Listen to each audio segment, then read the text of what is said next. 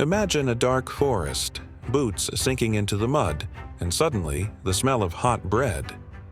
In the midst of peak activity, a hungry army gathers around a makeshift service line, discovering that even far from home, a well-made meal can ignite morale like a beacon.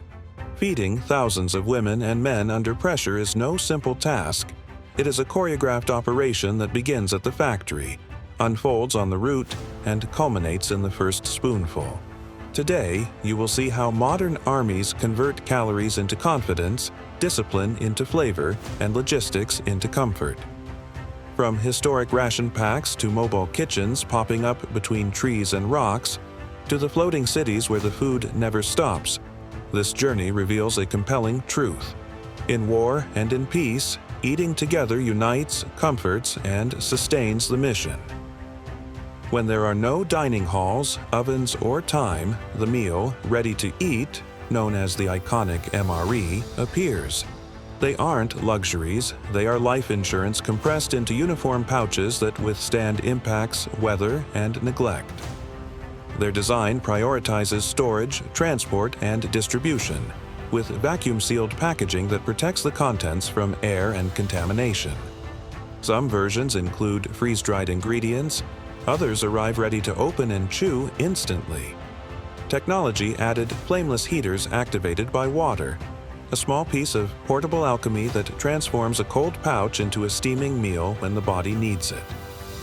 Although flavor was never the priority, current recipes have improved to offer more complete combinations, designed not only to maintain the pace, but also to maintain morale.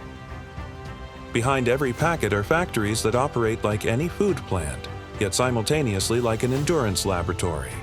The shelf life is calculated to last for years, which is why you won't see perishable ingredients or packaging that breathes. The objective is simple and monumental: to ensure that in any corner of the world, someone can open a ration and find energy, salt, sweetness, and a hint of normality.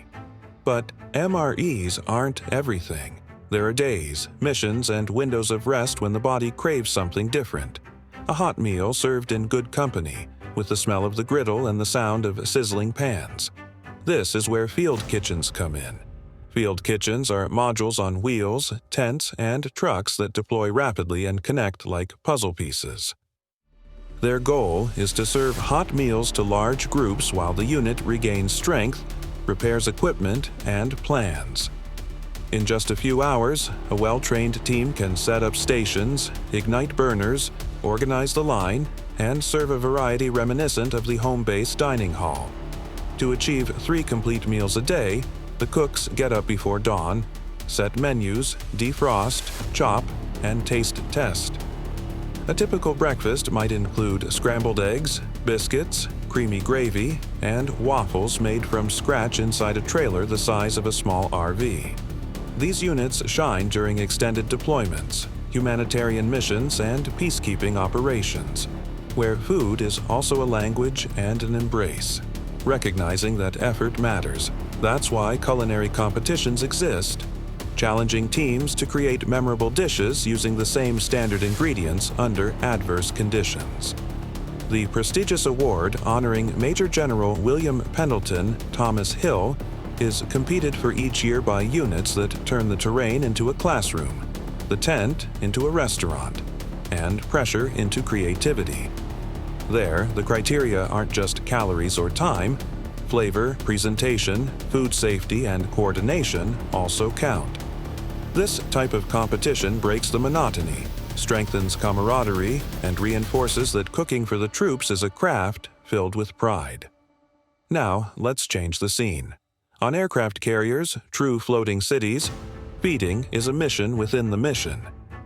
A Nimitz-class vessel measures an almost unimaginable length, displaces a colossal weight, and houses a population comparable to a small coastal town. Keeping that community running requires galleys and dining halls that never sleep. Culinary specialists prepare, serve, and clean incessantly to turn out nearly 15,000 meals per day, a figure that astounds even the most skeptical. They do it with strict procedures, reliable cold chains, and an organization that resembles industrial choreography. It's no longer just about filling stomachs in a hurry.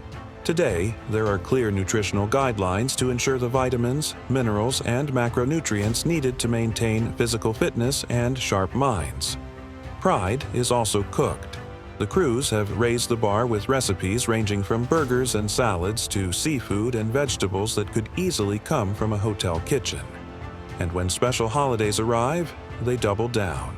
Concrete actions, like celebrating Thanksgiving or Christmas with banquets of turkey, ham, mashed potatoes, and desserts, bring the taste of home halfway across the world. On the famous aircraft carrier USS Carl Vinson, the idea of home reached another level with a brand-name coffee shop operated by military personnel, offering hot, cold, and familiar-flavored drinks. Company executives visited the ship to taste test and validate that the preparations honored the standard, and the profits were reinvested back into the crew itself. That gesture turns a cup of coffee into a symbol. You matter here. We take care of you here. Another piece of floating comfort is the ship's store, a small market where sailors and visitors can purchase snacks, candy, energy drinks, and hygiene items, in addition to basic clothing and accessories. Daily sales, which often move between $10,000 and $20,000 in merchandise, fund improvements to the store's offerings and other common spaces. Everything goes back into life on board, because feeding the force is about much more than just handing out rations. It is about sustaining a culture of care, recognition, and belonging.